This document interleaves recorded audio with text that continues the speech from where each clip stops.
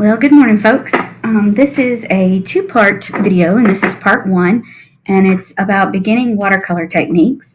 And this is a lesson that's going to show you about 17 of the basic watercolor techniques. And I know 17 sounds like a whole bunch, but these are very basic ones that we do in class.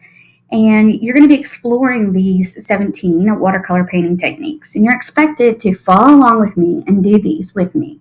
Okay, and this will be for a grade. And the follow-up lesson to these two videos will be that you will get to do your choice of a watercolor painting, and you will be tasked with doing whatever kind of painting you want to do, but you'll have to use a number of these techniques, your choice of these techniques, in this painting. Okay, and the only way you'll know which techniques that you want to do of these is by practicing some of them. Okay. And don't forget, if I go too fast, or you can always pause, rewind the video. All right, so let's get started. So the first thing is, if you don't have the big piece of paper like I have right here, the 9x12 art paper, and you have some of the smaller paper, you may need 2 sheets of paper. Okay, so you may end up having 2 sheets of paper like this to be able to work on. If you have the letter size paper, I prefer that you had 2 sheets. All right. So if you have 2 sheets of paper, you're going to be folding it in half. All right, so you'll be folding it in half like this. Increasing it. I mean, it doesn't have to be perfect, but just do your best. And then fold it in half again like that. So that you have 4 squares when you open it, okay? And so you'll be folding both papers like that. Okay, in half, and then in half again. All right, so that way you have 2 pieces. Or if you have the bigger paper, like I do here, we're going to fold the paper in half, like a book. Creasing it. And then fold it again. And because we're going to have 8 squares on this piece of paper, because we have a bigger one, we're just going to go ahead and fold it 1 extra time, right here.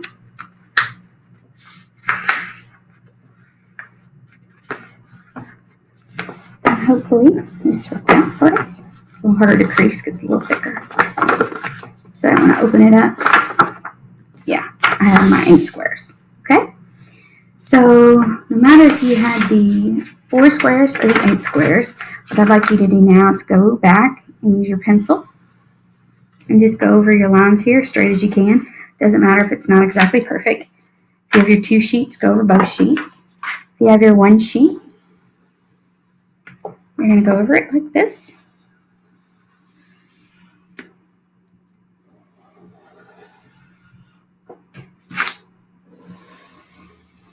All right. And next, what I'd like you to do is turn your paper over.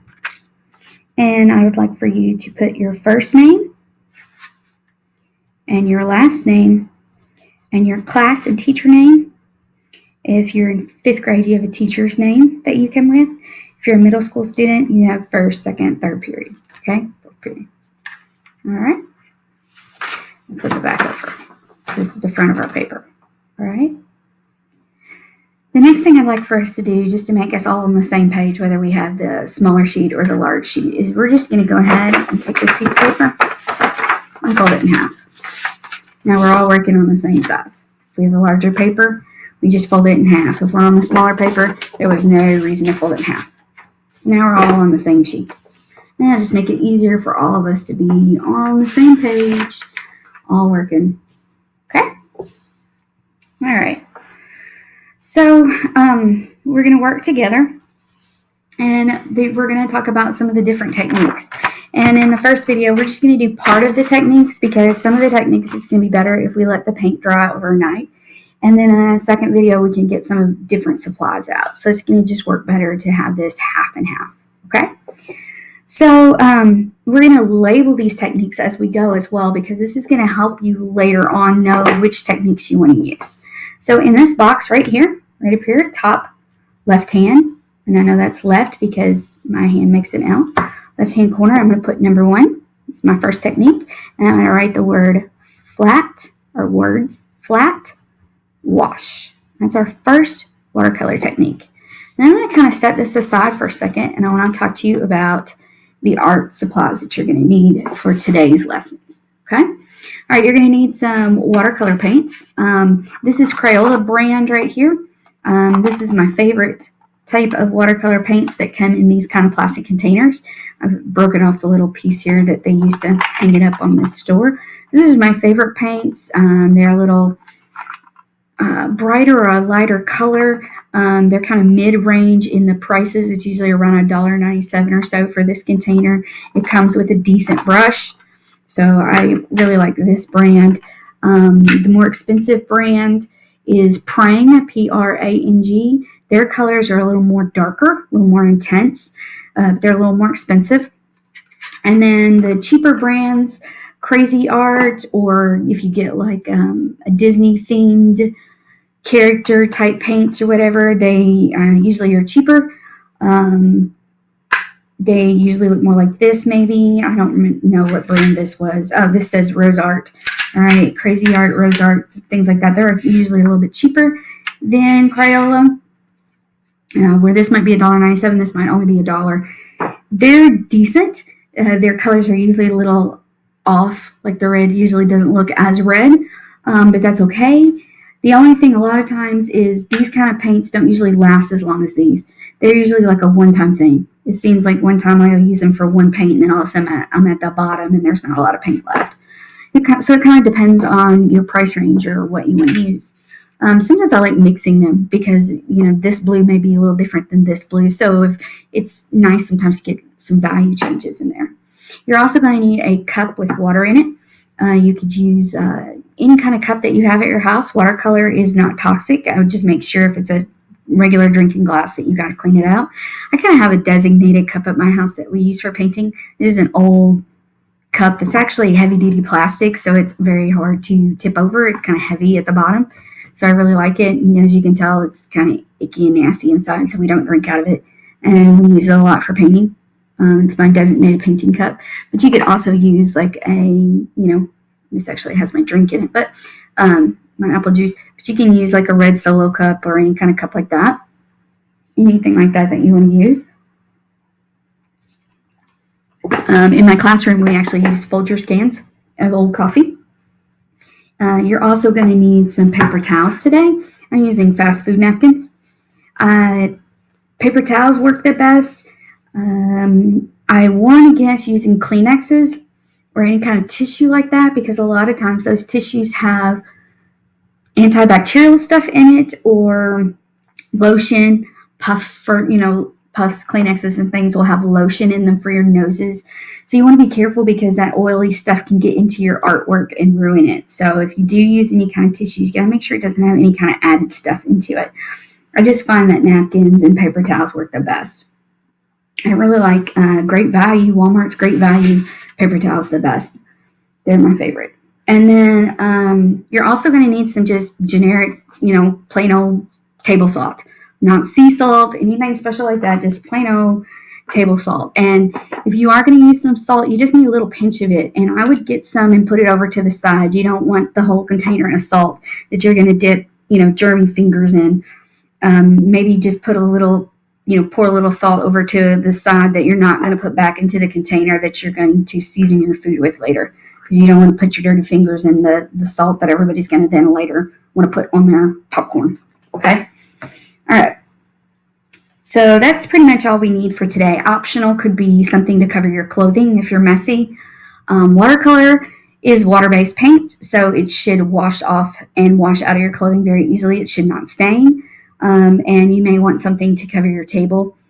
I don't have anything on mine. In my classroom, I do usually put something on there just because it makes it easier to clean off the tables. But it is water-based paint, watercolor, so it should not stain. It should be easy to clean. Okay? I almost drank out of my water container. That's another thing. Be careful. Okay. So now back to our art. So the first thing that we're going to do And then I kind of just set this aside. Paintbrushes. I forgot to talk about that. Usually these paint containers should come with a paintbrush, and that's all I'm going to use. This says Crayola size 3 on it. That's usually what comes in the container. I'm just straight up using that paintbrush. We're not going to have anything fancy. These paintbrushes are fine. Paintbrushes do come in different sizes. The thing I do want to tell you is if you're using another kind of paintbrush, for watercolor paintbrushes, the best kind of paintbrushes are the soft kind. You want to make sure that your hair is on the brush is very soft, that it's not a hard plastic brush. Sometimes with the cheaper sets, you'll get paintbrushes that have very stiff plastic bristles. This actually is a Crayola paintbrush too. That is not part of that set, but be careful about that. You want to make sure it's a soft paintbrush. It actually will do better with the paper. Paper as well. This copy paper is not really made for watercolor paper, which means as it gets wet, it's going to bow and kind of shrink up a little bit. Watercolor paper is actually best for watercolor. This art paper is not actually watercolor paper. It says it can stand up to watercolors, some wet media. This is my favorite type of watercolor paper. It's a little more expensive. It's the best price I found is, and I order it for my classroom. Actually, I go to Walmart and buy it. It's even better than out of art catalogs and classroom catalogs online and everything. It's cheaper at Walmart. This brand is called Canson, and I get it from Walmart. I want to say it's $6.97 for this actual pad of paper right here. It's a blue. It's kind of hard to see up there, but it's a blue color paper. Watercolor paper 9x12. And this is the actual watercolor paper that I use for my own personal artworks as well. It's pretty thick. It says 140 pound, and this is the paper that I use. It's real thick. This is really good for watercolor paper. It doesn't bow and ripple up as well for painting. And usually when we're in class, we use this for the practice stuff. And then when we do our actual paintings, we'll get a piece of watercolor paper. All right, so now that we've talked about all of that, let's talk about painting. All right, so one of the things I always tell my kids is we want to pretend. Lately, I've been talking to my kids about how the paintbrush is like a ballerina. And this is her toes, and she wants to stay on her toes, okay? So I do not want to see anybody using their paintbrush like this, okay? If you're pressing your paintbrush down like this, you're breaking her little toes and her ankle. This is her ankle, and if you're doing that, you're actually damaging your brush, and you don't want to do that. You want to keep her up on her toes, okay? So you want to, first, you always want to make sure your brush is clean. Even if you're the only person using this brush, which, you know, now that you're kind of doing this at home, you are probably the only person using this brush, but I always tell my kids in class, you never know who's the last person to use this brush, so you always want to double check it's clean. And I always make sure my brushes are clean, even when I'm the only person at my house using it. So you want to swish, swish, swish. Notice I'm not like scraping it across the bottom of my glass because it's dirty down there. And then you go along the edge of the glass and you kind of wipe, wipe, wipe. All right. And then a lot of times I'll go along my napkin and do like that. And if it's clear across the napkin, then that means it's clean. If this had any kind of color in it, then that would mean that my brush was not clean. Okay. Now that I know my brush is clean, I want to get it wet. And I want you to choose one of your colors. Doesn't matter which one for this first project. Well, actually, yeah, we're still going to do that. And I want you to just dip and drip some water into the paint. So I'm just taking water and dripping it into, and I've chosen to use red. I'm going to get a little closer to the camera so you can see that. And I'm just dripping red water. Well, actually, not water. I'm dripping water into the red paint. All right, just kind of putting it in there. I'm not stirring it up just yet. All right, now I'm just going to use some water. And in this flat wash section, I'm just going to kind of paint me a square made out of water.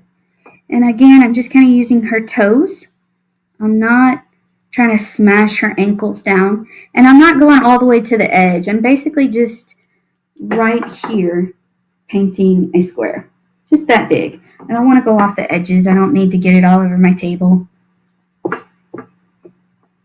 And I'm kind of tilting my head a little bit sideways and using the light to reflect off the water so I can see how much,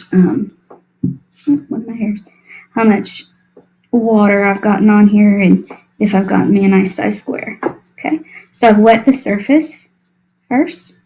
All right, it's pretty good. All right, and the object of a flat wash is to get one solid color. I'm trying to make it one color all the way down. Flat wash is one flat color all the way down.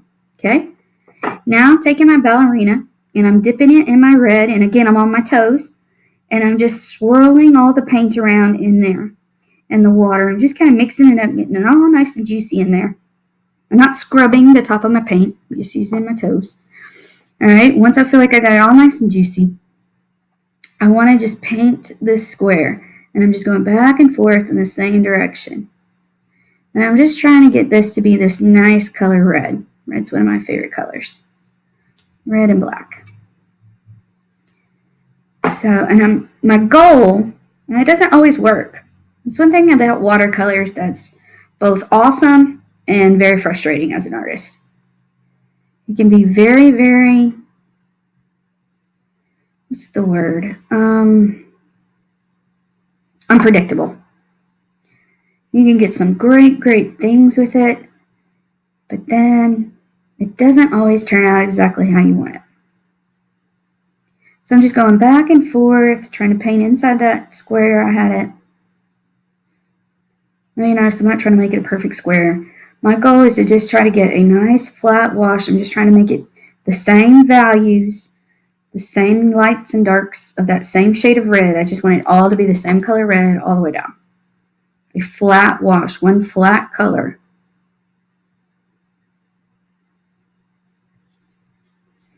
And seeing how my paper kind of bows a little bit, so my paint kind of wants to pull. Because this isn't really watercolor paper. If I had taped it down a little bit, that would have helped, but we're just practicing. Don't want any bubbles. Notice I went in the same direction. Don't go scribbling all over everywhere. Scrabble where you color in one direction and scribbly into another. All right, that's pretty good. All right, now I'm going to clean my brush. I'm dipping it back and forth, swishing it around. Again, I'm not scrubbing the bottom of it. I don't want to break her ankles. Swishing back and forth, wiping off excess water along the edge, and then going along my napkin. If my napkin doesn't show any red or pink or whatever color you chose to do, then my paintbrush is clean. All right, so I'm going to move over here to this second box. I'm going to set my brush down. Box number 2. We got to wait for this to dry. All right, in box number 2, we're actually going to separate this box. So we're going to do a couple of techniques in this box. So we're going to have 2 and 3. In box number 2, we're going to have gradual, sometimes called graded too. Gradual wash, 1 color. And then in box number 3, we're going to have gradual wash, 2 colors. All right. I'm going to go ahead and just get this out of the way. Gradual wash, 1 color. Gradual wash, 2 colors. Okay? All right, so my red's already nice and juicy. I'm going to go ahead and get my yellow nice and juicy. I'm going to pick a color that I think would look good next to red. All right, so graded or a gradual wash is where you are trying to take 2 colors and blend them in. It's what some people call ombre effect, where you have 2 colors kind of fading and mixing into each other. Right here, I'm just taking my paintbrush and I'm dipping it into my water and just dripping. I dripped a bunch of water into my yellow. All right, I'm going to take my paintbrush and again, using just your toes, swishy, swishy, swishy. Not scrubbing, just swishy, swishy, swishy.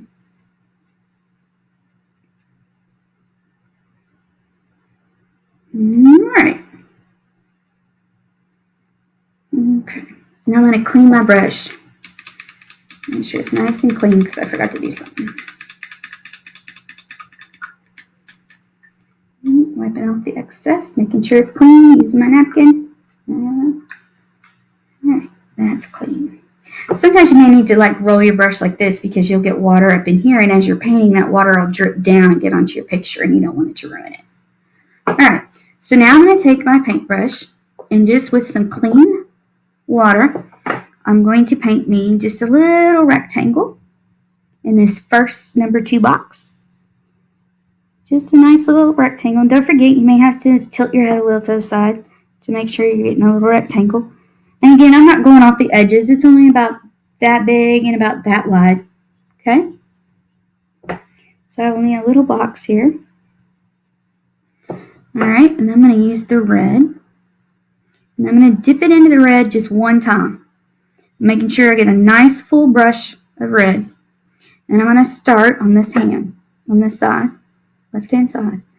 Now my job is to go from dark to light.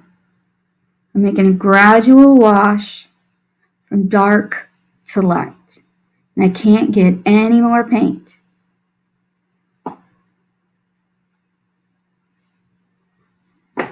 If I did it right, I'm just cleaning my brush.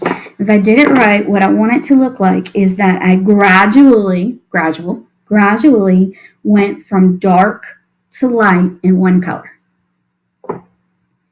And you do that by getting, again, a full loaded paintbrush. It's called a loaded or paintbrush. And you just put a whole bunch of paint here. And then you notice I just went up and down, back and forth through there. And then as it dries, it's going to dry even better, and it's going to look dark to light. Okay? Now, paintbrush is clean. I have a little red on my paper towel here, so I need to go back and make sure it's really clean. All right, that's better. All right. Now my paintbrush is clean. I need another clean rectangle right here. Just clean water.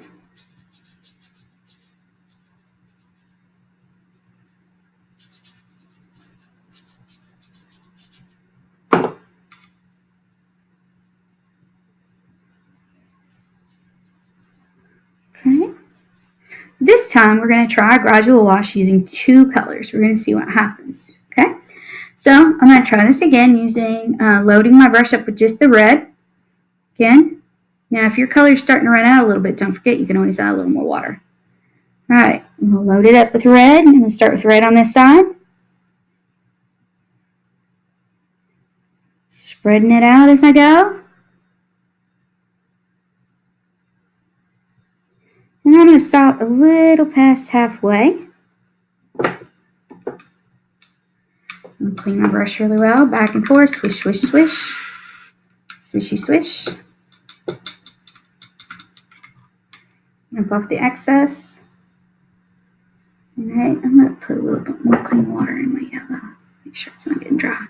All right. Swishy, swishy, swish. Make sure my brush gets really thirsty. Soak up a lot of that yellow.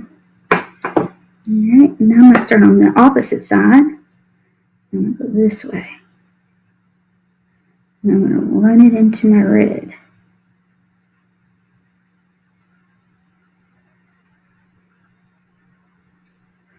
I don't know if you can see that at all. Kind of lifting up the yellow a little bit, just give it a little more run in there. Because the water on that side kind of dried a little bit. It's a lot brighter in person than it is in this video. So it's a gradual wash with 2 colors. So the red gradually went this way, and then I had the yellow gradually go this way. And if you're doing it right, it looks like they faded, and in the middle of mine, it made this nice orange color. In the video, my red just looks orange. But you should see a nice middle tone here that they made. All right, I'm cleaning my brush again. All right, let's try technique number 4. Okay, so we're going to come down here to this box. We're going to separate it. All right, number 4, wet on dry. And number 5, wet on wet. All right. Number 4, we're going to make sure our brush, I'm going to try a different color this time. I'm going to do some green. So I made sure my brush was clean first, and now I'm just dripping some clean water into my green paint.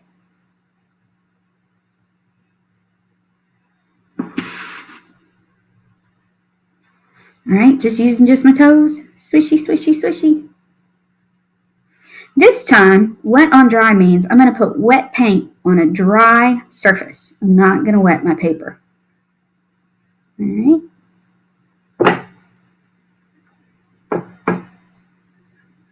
And I'm going to just draw something, just a simple shape.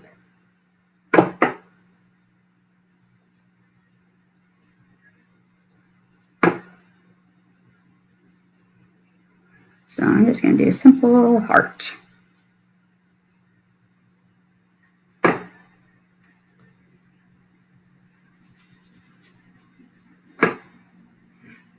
Let me do a star too.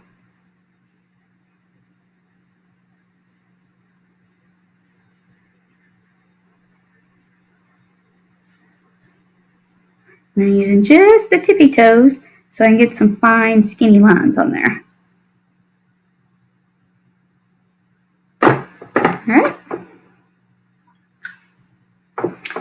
Now, wet on wet, it's probably pretty self-explanatory to you, but wet on wet means this time you're going to wet the surface where you're painting, okay? So I'm going to wet my surface, make sure my paintbrush is clean.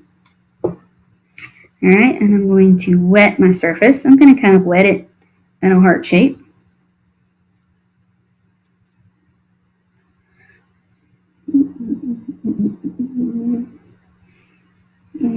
In the star shape. I'm going to use the same color. Just the toes.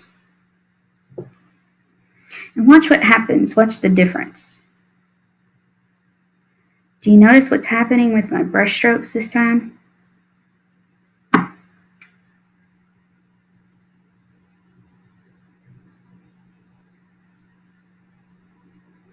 The paint wants to go where it's wet so that it's going to spread. So you have less control over it. What would have happened if I hadn't just wetted where there was a heart shape? If I had put a big square where it was wet and then tried to draw a heart? Let me show you. Let me show you. All right, I'm cleaning my brush. Okay. Over here earlier where I drew a star with the water, I'm just going to draw like a squarish shape, just a little blob. Okay? It's just water. All right, now watch. Watch what I try to do when I just get the tip of my paintbrush in the green up here. Now I'm going to try to draw just a star on the wet.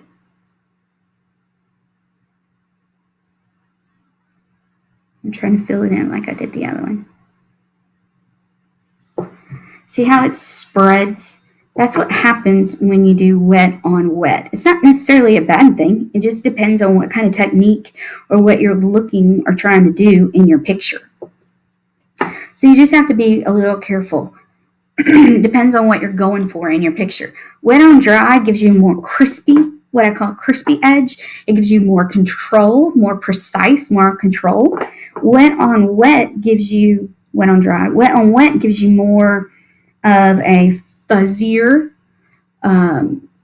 edge, less control.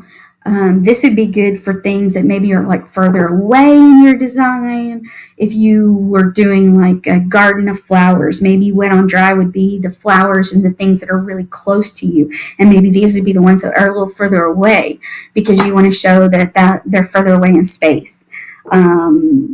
Any kind of picture, not just a garden, but any kind of picture where you had things that were closer to you and things that were further away. Maybe you were doing some kind of underwater picture and you wanted things to look like they were, blurry or underneath the water. Maybe this would be a better technique for you. Okay, so more precision, you need to make sure that your paper is dry. Less precision, more blurriness, this would be the way to go. Okay, so wet on dry, wet on wet. All right. So now we're going to do and talk about some techniques to create some cool looking textures in your paper. All right, the last box for this, number 6, is going to be one of my favorites and one of my more frustrating ones. Texture with, that symbol right there just means with, salt. And then number 7 is texture with plastic or saran wrap. Okay. All right, number 6, one of my favorites. Sometimes I can get some of the most beautiful effects, and then sometimes I do it, I can't get anything to work out. All right, so this time I want to try some purple. So make sure my brush was clean, and I'm dipping clean water into my purple. Swishy, swishy, swishy. Using just my toes. All right. Cleaning my brush again. Let me get my paper wet. I think this time I'm going to just paint in a big circular area.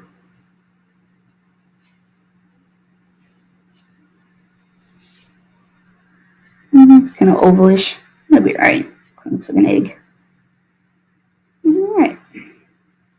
I think I'm going to use a couple colors and get some green going on in there and kind of spread around a little. Clean my brush. If I don't want to mix my colors on my paint tray. If you accidentally do mix your colors on your paint tray, you can always use like a clean paper towel. Get a little bit wet and kind of wipe off the tops. Get some yellow. Kind of blend it in there a little bit. And spread around in that wetness. Clean my brush. Get a little purple in there. Just kind of experimenting just to see what the colors do together. Alright. Kind of made a mess. Oh well. Okay.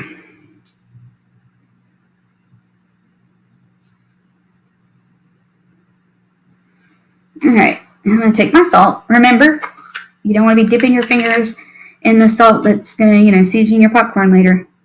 You just need a little bit. And get rid of any bubbles that I have going on there. Okay, and you're just going to pinch. Just a little pinch. This is not salt that we use to eat with. This is salt that I keep aside just for watercolors. And I'm just kind of rolling my fingers back and forth. And I'm just going to sprinkle a little bit of salt on there. Okay, that's it. Close up my salt. And I'm just going to leave it be for a few minutes. Okay? All right, we're going to move down here and let that be for a minute. Now we're going to talk about number 7, plastic wrap. I actually don't have any saran wrap in my house right now, but I just took off some of this plastic wrap when I opened up my little legal pads here that I use. And this plastic wrap was on the outside of them, because it was a free pack. So I'm just going to use some of this. All right, I'm just going to tear me off a little piece of it. Okay, any of this little plastic wrap can work. Grocery bags, the little bags you get from Walmart or the grocery store carrying home your stuff in, that could work. Saran wrap works. Any of this stuff works, okay? So first thing I'm going to do is make sure my paintbrush is clean. Go ahead and get me a little rectangular shape going on of wet, clean water. I'm going to use, I'm just going to use some mixed colors again. Got some yellow going on. Clean my brush. Get some green again. I like the way those two look together. Go ahead and use some purple over to the side. There we go. Alright, now all you do after you get it really wet is you just take the plastic, you stick it on top, and then you scrunch it. Saran wrap kind of sticks better. You scrunch it, and it makes these really cool shapes on there, okay? And you just let it sit. You just let it be and let it dry, all right? And this stuff will dry. And then as it dries, what it does is where the plastic is sticking, all right, where it was sticking and then it lifted some of the paint off, okay? And then what's happening here is the salt is having a chemical reaction to it, and where the salt is, it's lifting some of the paint out of the paper, and it almost makes like a crystallized effect, and it is really cool. I've done this with some of my fifth graders in the past, where we've done like a window, and it kind of looks like crystal or frost on a window. It looks cool when I've done like underwater paintings, and I've done it where it looks kind of like coral or rock. This looks cool sometimes when stained glass, because it gives you kind of geometric looking pictures. I've used it for scales on dragons or on fish. It kind of comes out pretty cool too. All right. So you let this dry, and then you're going to, but you don't want it to dry all the way. Okay, I'm blowing on it.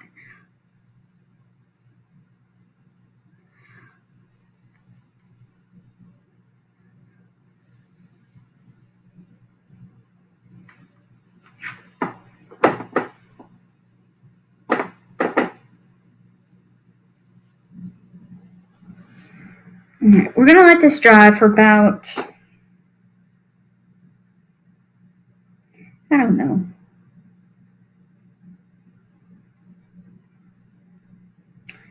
I'm going to say 10-15 minutes. Sometimes I let it dry overnight, sometimes I don't. The salt, sometimes we let it dry, and then the next day we come back and we try to rub it off, and sometimes that's a little bit harder. So I'm going to say we're going to let it dry for 20 minutes, okay? After 20 minutes, you're going to come back and you're going to use your thumb and over the trash can, over the trash can, over the trash can, and you're going to rub the salt off, okay? As you can see, though, it's already starting to work. I just don't want, I'm going to rub it here in the middle because it's still really wet. But you can see this really cool speckly effect, and that is what the salt does. I just don't want to start rubbing it yet because there's a pool still of water in here. If you have a blow dryer, that might work too. I just don't want to mess that up and like blow it everywhere. And then the plastic, I don't want to lift it off yet because if I do, I feel like that's going to move it. So I want to leave that for a little bit longer. But the plastic actually will naturally just fall off kind of by itself. It will dry up and then just kind of basically fall off. Or if you start to peel it off and it's not doing that, see how that's wanting to come up? The design is trying to come up to, then that means that's ready to come off, okay? So we're going to leave this be. We've done 7 of our techniques, so we have some more techniques to do tomorrow. Some of the techniques will actually involve some of these that we've already done, and then some of them are going to involve other supplies. So some things that you need for part 2 is this picture to be totally dry. You'll also need some rubbing alcohol. You will need a Q-tip. You will need crowns. You will need an old toothbrush or a hard paintbrush, one maybe you've used for painting before and it didn't get very well cleaned. Some kind of tape, painter's tape or masking tape, a straw, some cardstock or thicker paper, thin cardboard, or like what a cereal box is made out of, or a file folder might work.